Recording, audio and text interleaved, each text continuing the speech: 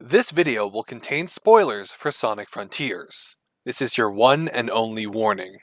So, here's a vague memory from my childhood. I used to be obsessed with Archie Comics' Sonic the Hedgehog. And I do truly mean obsessed. It was my hyperfixation for the latter half of my primary schooling and has remained a favorite series of mine ever since. I remember that my dad downloaded almost all of Archie Sonic's main book onto an old dinky iPad for me to read on a super old reading program, stopping somewhere in the 230s because I was collecting them physically at that point. It wouldn't be a stretch to say Archie Sonic played a big part in defining my taste in storytelling and my own writing style, especially the stories written by Ian Flynn. And man, what stories they were! Even as a kid, I could tell that this was something special. Now, as an adult, I want to someday take a dive into just why Archie Sonic is fantastic, but that's for another day. Because after 16 years of telling stories on the page, we have a Sonic game fully scripted by Ian Flynn, and it more than lives up to the expectations I had for it. Putting this out there right off the bat, I adore Sonic Frontiers. From the day I first got my hands on it, I struggled to put the game down and found myself wanting to go back to it whenever I was away. Part of it's because it played into the gameplay style I always wanted. Part of it's because it feels like the ultimate realization of the concepts at play in Sonic Adventure. And part of it's because the game is just so damn good!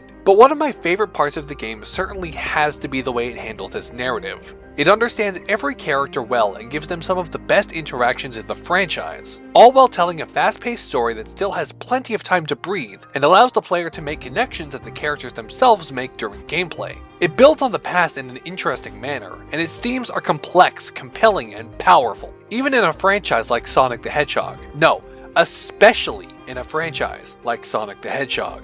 Let's talk about legacy, personal growth, and Sonic Frontiers. Let's start off with the main protagonist. It should be no surprise that Sonic himself is handled wonderfully under Ian Flynn's pen. He cracks jokes, but isn't overly comedic. He's cocky, but not stupid. He's insightful, optimistic, and has an ironclad will. He's the Sonic we've always known, back in action. Oh, and he's awesome. There's not much else I can say when it comes to Sonic himself, honestly. He just feels like Sonic at his peak again, having the same force of will and boundless heart we saw in games like Adventure 1, Unleashed, and Black Knight. The story has a confidence in Sonic as a character, and his characterization reflects that unabashed confidence in the fact Sonic can be cool without tryharding to make him cool. As for Amy, I found her placement in the story to be extremely interesting. While Amy isn't as close to Sonic emotionally as I would have liked, easily made up for by Sonic's own closeness to Amy in the game and us finally getting to see just how much she does matter to him, Amy's story in the game is based all around defining her view of love. A purer, more widespread love that goes beyond romantic. She has the same dedication to seeing a happy ending as she's always had, and desires to spread her love for life and people to the rest of the world. What interests me the most about her treatment in Frontiers is how it ties into her character arc in IDW. Her overachievement and ultimate collapse when she struggles to carry the world on her shoulders as the commander of the Restoration. It's her passion for helping people and her love for the world that led her to form the Restoration from what was left of the Resistance after the Neo-Metal Sonic arc, and her desire to travel the world of Sonic again, which led her to leave the group in Jules' hands. Amy ends her story on Kronos Island desiring to spread that love even if it takes her far from Sonic, but they both believe it'll be worth it. Could we see Amy returning to the Restoration in IDW, or is she going to take a leaf from Sonic's book and become an independent traveling hero? There's also a lot of thoughts I have on Amy and Sonic as a duo and their evolution throughout the series, but that only lightly connects to Frontiers, so I'll note that down as a potential future video idea. Needless to say though, I'm definitely a fan of how Frontiers handled Sonic and Amy. And then there's Knuckles. Ooh baby, Knuckles is handled wonderfully this time around. Not only is his dynamic with Sonic fixed, finally giving the two a strong and compelling dynamic for the first time in a main series game since Sonic Adventure 2, but Knuckles' portrayal in Frontiers actually fills in one of the largest plot holes in the series. Why Knuckles of all people was the commander of the Resistance in Sonic Forces. Through exploring Knuckles' skill as a military leader and tying it back to his history on Angel Island, Frontiers shows us, not tells us, shows us, just why Knuckles took on the role of commander. After all he'd learned about from the Knuckles clan, of course he'd look into the military tactics surrounding them and get an heir for command. As for Tails, I finally get him as a character. Tails has always been the member of the cast who's just kind of there in my eyes. He's definitely important, and I've read a ton of great Tails stories, but he's never really compelled me personally. That changed with Frontiers, as it really sunk its teeth into who Tails is as a character throughout all his different versions, and finally promised to explore his arc from the adventure games in more depth.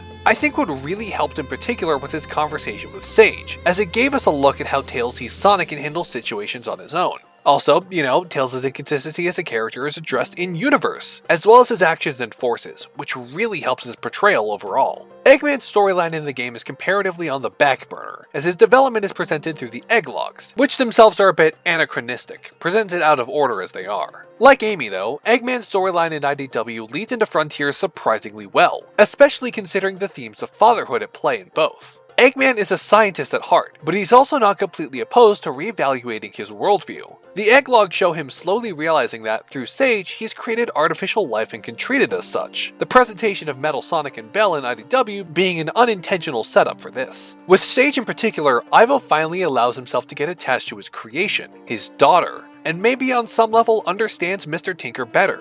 With the end credits scene in mind, it seems clear to me that Eggman is going to be moving forward himself, with a definitive attachment to his creation. Speaking of said creation, Sage. I generally don't think I can unpack her in this video, because there's so much to go over. In short though, I really like her character. Sage's journey over the story is one of questioning and reevaluating her purpose, and of growing to understand what it's like to be a person in a conflict of clashing moralities, as opposed to just a program. And in the end, she represents an idea of positive progress forward, not just for the franchise, but also for the characters. Oh right, the end. What the f*** is that thing?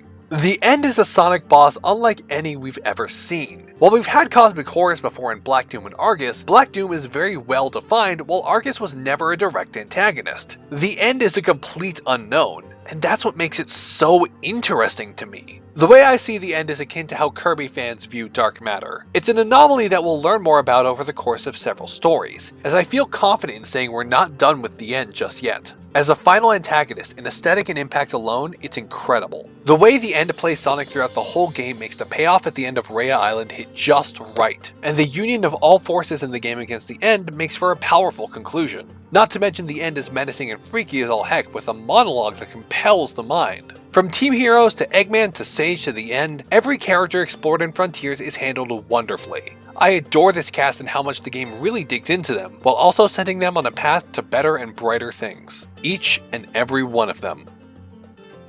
Oh yeah, this is the part of the video where I show you this graph. You know what it means. If you enjoy the video, make sure to like and share it around, as it really does help the growth of the channel. And I read everyone's comments, just like Skeleton Lover 321's comment on my last video. Glad I could help you enjoy Sonic 2 even more, and thanks for supporting the channel.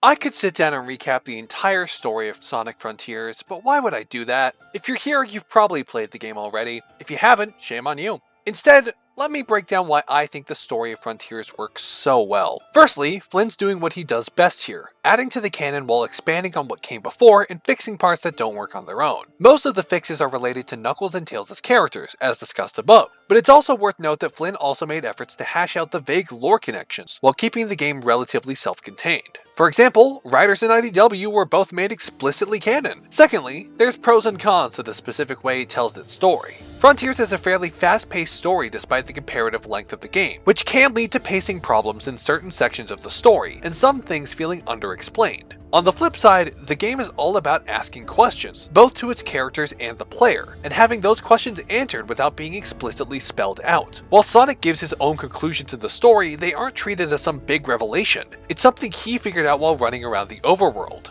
In this way, Frontiers rewards the player for putting time into thinking about the narrative that the game gives you. This plays into the idea of Frontiers' ludonarrative harmony. The gameplay works in tandem with the story, as what you experience outside of a cutscene typically isn't at odds with what happens within it. Both sides, gameplay and story alike, build to create a stronger picture of the experience as a whole. The Ancients are awesome. It's another ancient civilization in the history of Sonic's world, but while they're isolated from the rest of the narrative, they're also connected in an interesting fashion through Sky Sanctuary and Chaos. We learn everything about the Ancients that we need to, and there's enough clues left around for us to theorize on the rest. One thing I found interesting in particular is the Chaos Emeralds. We simultaneously know where they came from, and still know nothing about them. The Chaos Emeralds are from space! That still doesn't tell us anything in terms of who created them and what their history was like before known events. It's interesting how we know as much as we did before about the actual origins of the emeralds, but everyone is treating it like them being from space suddenly means we know everything about them, when in fact we know less than ever. The handling of Sonic's cyberspace corruption was fantastic. There's dramatic tells and cutscenes, but also visible tells and gameplay signifying just how bad it's gotten. When Sonic was holding his head on Chaos Island, I initially thought it was him being wiped from the hard crash he has in order to arrive at the island. But no, that's an indication of how badly the cyber corruption has gotten to him, and I think that's just really fun storytelling. For a final point about the actual execution of the narrative, I think the way Sage was handled in the endgame was wonderful. Her connection to the Titans is what allowed her and Super Sonic to take out the End, or at least its current incarnation, but I feel that if Sage had actually been killed off, it would have ended in an unsatisfactory manner. It would have felt too tropey, and like she was killed off to keep the game self-contained, as opposed to keeping her around to further Eggman's character exploration in the narrative. However, she wasn't killed off, and the amount of relief and joy that the post-credit scene gave me can't be understated. So, that's my thoughts on how the story is told, but I also think it's very fun to consider just what Frontiers as a whole is about. There's two major themes at play within the narrative of Frontiers. The first is the idea of legacy, passing down what you have and ensuring memory lives on to benefit others. The most obvious example of this is the Ancients, as it's why cyberspace itself exists. Within Frontiers, cyberspace is a digital data bank for the history, thoughts, and memory of the Ancients, created explicitly so that they could live on far after death. However, three aspects of this theme that I don't think many people consider is how Eggman, Amy, and Sonic play into this. Sage, as she is within the story, is quite literally Eggman's living legacy. She's his daughter, and his pride in her and emotional attachment is a core of Eggman's development over the course of Frontiers. She is constantly learning, recording new memories, and adapting. It's the legacy of Eggman that leads her to push the idea of Sonic and Eggman uniting to stop the End, which is exactly what's needed to take it down for good. Amy's role in this is less explicitly stated, but is easier to pick up on if you've read the IDW comics. She wants to spread her love to the world, much as the Ancients wanted to preserve their knowledge and culture for future generations. Her desire to help as many people as possible by spreading her experiences and feelings definitely ties into the overarching theme. And Sonic, man, his entire thing is being inspirational. Sonic is the one that drives Amy, Knuckles, Tails, and Sage to become better people over the course of the narrative. To pluck a page from IDW Sonic's characterization, it's his experience that makes him so willing to consider Sage as not being an enemy. He's already been through this several times before, and is fully aware people can change for the better, especially those misinformed or operating on some secretive mission. And that optimism is what inspires Sage to fight alongside him at the end of the story, and what drives Sonic friends to set them on better paths for the future. Sonic's legacy is his friends, Eggman's legacy is his daughter, and Amy's legacy is yet to be determined. The second theme is the idea of moving on. Death is a shockingly big part of Frontiers. The passing of the Ancients is intricately explored. The character arcs of Sonic's friends are intricately tied to their attempts to help the Coco pass on. Sage makes the sacrifice play, and the final antagonist is the manifestation of entropy and death itself. So Frontiers digs into this, and tries to make peace with making peace. But there's a happier edge to this theme. Moving on doesn't just mean acceptance, it also means progress. It means accepting history as it is and moving forward from there, becoming better people in the aftermath. Everyone grows in the story, and I do mean everyone. Amy, Knuckles, Tails, Sage, freaking Eggman? The path forward is going to be long, tumultuous, and potentially fraught with poor decisions at Sega. But if they can stick to it, the future looks bright for our main cast, setting out across new frontiers.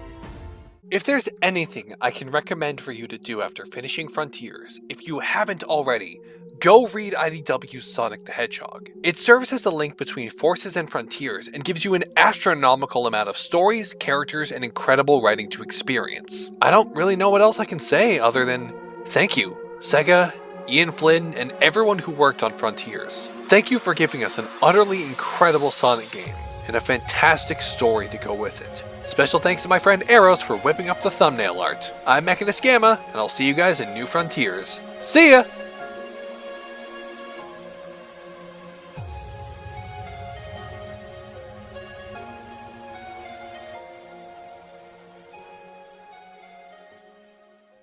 Well, for a program, I mean, it's not like she's alive. Or family, or...